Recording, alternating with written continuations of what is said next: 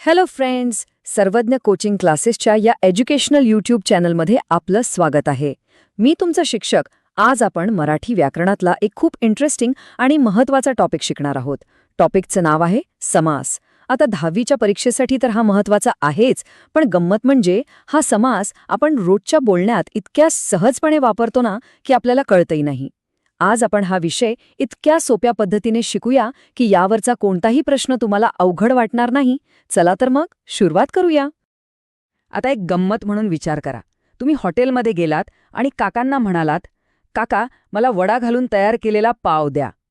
अरे बापरे, असं लांबलचक वाक्य ऐकून ते काका तुमच्याकडे बघतच राहतील नाही का? किती वेळ जातो यात आणि ऐकायलाही थोडं विचित्र वाटतं. हो ना, आपण इतकं लांब बोलण्याऐवजी काय म्हणतो, अगदी सोपं, वडापाव. बघा, एका शब्दात आपलं काम झालं. या एका छोट्या शब्दात त्या पूर्ण वाक्याचा अर्थ आला. आपलं बोलणं किती सोपं, सुटसुटीत आणि इफेक्टिव्ह झालं. आणि बस, व्याकरणात यालाच समास असं म्हणतात. शब्दांची अशी काटकसर करून म्हणजे वर्ड इकॉनॉमी करून एक जोड शब्द तयार करण्याच्या प्रक्रियेला समास म्हणतात. सोप्या भाषेत सांगायचं तर समास म्हणजे शब्दांची बचत. आणि या प्रक्रियेतून तयार होणाऱ्या शब्दाला, जसं की वडापाव, आपण सामासिक शब्द असं म्हणतो. आपण असे अनेक सामासिक शब्द रोजच्या आयुष्यात वापरत असतो. जसं की पोळी करण्यासाठी लागणारा पाट, असं कोण म्हणतं? नाही, आपण सहज पोळपाट म्हणतो. किंवा कांदे घालून तयार केलेले पोहे, याऐवजी आपण काय मागतो? बरोबर, कांदे पोहे. आणि 5 वाटांचा समूह, याला आपण पंचवटी म्हणतो. म्हणजे समास आपल्या भाषेचा एक महत्त्वाचा भाग आहे. चला, आता आपण परीक्षेच्या दृष्टीने विचार करूया. तुमच्या अभ्यासक्रमात समासाचे मुख्य 3 प्रकार आहेत, जे आपल्याला परफेक्ट करायचे आहेत. आणि काळजी करू नका, आपण हे इतक्या सोप्या पद्धतीने शिकणार आहोत की तुमचे परीक्षेमधले गुण पक्के झालेच म्हणून समजा. आपला पहिला प्रकार आहे कर्मधारय समास. आता हे नाव ऐकून अजिबात घाबरून जायचं नाहीये. हा खरं तर खूप सोपा प्रकार आहे. लक्षात ठेवायला सोपं जावं म्हणून आपण याला वर्णन करणारा समास किंवा डिस्क्रायबिंग समास असं म्हणू शकतो. याचा नियम तर खूपच सरळ आहे. कर्मधारय समासामध्ये जो सामासिक शब्द असतो, त्यातलं पहिलं पद म्हणजे पहिला शब्द हा नेहमी विशेषण म्हणजेच ॲडजेक्टिव्ह असतो आणि दुसरा पद म्हणजे दुसरा शब्द हा नाम म्हणजेच नाऊन असतो. थोडक्यात काय, तर पहिला शब्द दुसऱ्या शब्दाचं वर्णन करतो. आता ही उदाहरणं बघितली की नियम एकदम पक्का होऊन जाईल. बघा, पहिला शब्द आहे नीलकमल. याचा विग्रह होतो नील असे कमल. इथे नील म्हणजे निळा रंग, हे झालं विशेषण, आणि कमल हे आहे नाम. कमळ कसं आहे तर निळं. दुसरं उदाहरण महादेव. विग्रह आहे महान असा देव. महान हे देवाचं विशेषण झालं. आणि रक्तचंदन म्हणजे रक्तासारखे चंदन. चंदन कसं आहे तर रक्तासारखं लाल. प्रत्येक उदाहरणात पहिलं पद विशेषण आणि दुसरं पद नाम आहे. आलं का लक्षात? आणि हो, कर्मधारय समास ओळखायची एक सोपी खूण सांगते.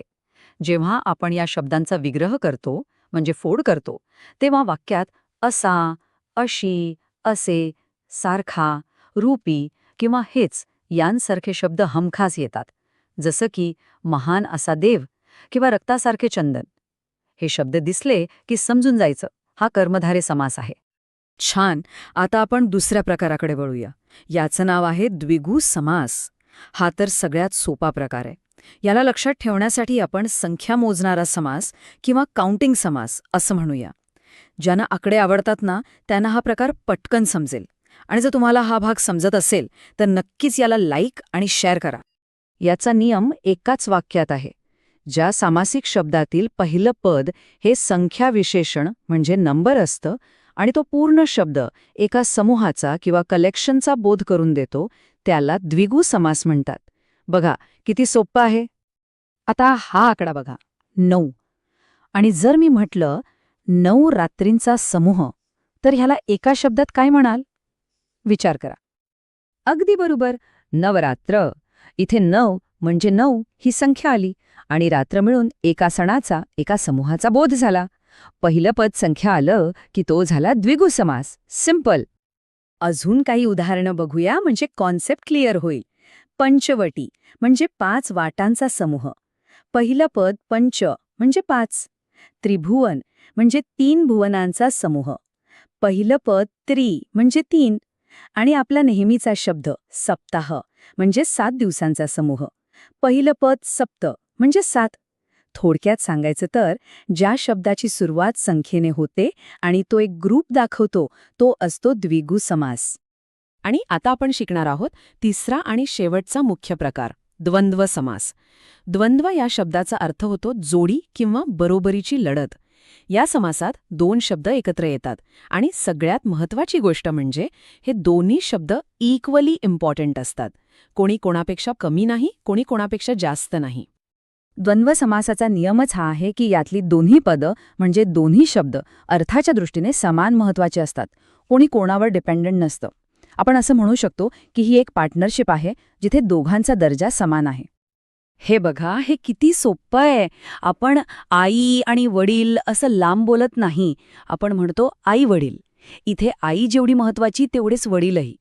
पाप किंवा पुण्य याऐवजी आपण म्हणतो पापपुण्य. इथे दोन्ही शब्द महत्त्वाचे आहेत. द्वंद्व समासात काय होतं तर आणि किंवा अथवा यांसारखे शब्द काढून टाकले जातात आणि एक जोडशब्द तयार होतो. द्वंद्व समासाचे 3 छोटे उपप्रकार आहेत जे त्यांच्या विग्रहावरून सहज ओळखता येतात. जर विग्रह करताना आणि व हे शब्द आले, जसं की राम लक्ष्मण म्हणजे राम आणि लक्ष्मण, तर तो होतो इतरेतर द्वंद्व. जर विग्रहात किंवा अथवा असे ऑप्शन देणारे शब्द आले, जसं की खडे खोटे म्हणजे खरे किंवा खोटे, तर तो होतो वैकल्पिक द्वंद्व. आणि तिसरा, जिथे त्या शब्दांसोबत त्याच प्रकारच्या इतर गोष्टीही येतात, जसा चहा पाणी म्हणजे चहा पाणी वगैरे, त्याला समाहार द्वंद्व म्हणतात. चला, आत्तापर्यंत आपण जे 3ही प्रकार शिकलो ते तुम्हाला किती समजले आहेत हे पाहूया. मी तुम्हाला काही शब्द देईन आणि तुम्हाला त्याचा समास ओळखायचा आहे. रेडी? आपला पहिला शब्द आहे महादेव. जरा विचार करा, याचा विग्रह कसा होईल? आठवा बरं, आपण कोणता नियम शिकलो होतो? अगदी बरोबर. याचं उत्तर आहे कर्मधारय समास. कारण महादेव म्हणजे महान असा देव. इथे महान हे झालं विशेषण म्हणजेच ॲडजेक्टिव्ह आणि देव हे झालं नाम म्हणजेच नाऊन. ॲडजेक्टिव्ह प्लस नाऊनचा नियम इथे परफेक्ट बसतो. आता पुढचा शब्द पंचवटी. हा तर खूपच सोपा आहे, पटकन आठवेल तुम्हाला. काय वाटतं? एकदम बरोबर. हा आहे द्विगु समास. कारण पंचवटी म्हणजे 5 वाटांचा समूह. शब्दाची सुरुवात पंच या संख्येने झाली आहे. आणि आता शेवटचा एक तोंडी प्रश्न. खरे खोटे हा कोणता समास असेल? बरोबर, हा आहे द्वंद्व समास. कारण त्याचा विग्रह होतो खरे किंवा खोटे. तर विद्यार्थी मित्रांनो, आज आपण समास म्हणजे काय आणि त्याचे 3 मुख्य प्रकार किती सोपे आहेत हे पाहिलं. कर्मधारय, द्विगु आणि द्वंद्व. आता तुम्हाला समासाचं सगळं रहस्य कळलं आहे. मग आता विचार करा, दिवसभरात आपण न कळत असे कितीतरी सामासिक शब्द वापरतो नाही का? आजपासून आपल्या आणि इतरांच्या बोलण्याकडे लक्ष द्या. तुम्हाला नक्कीच अनेक सामासिक शब्द सापडतील.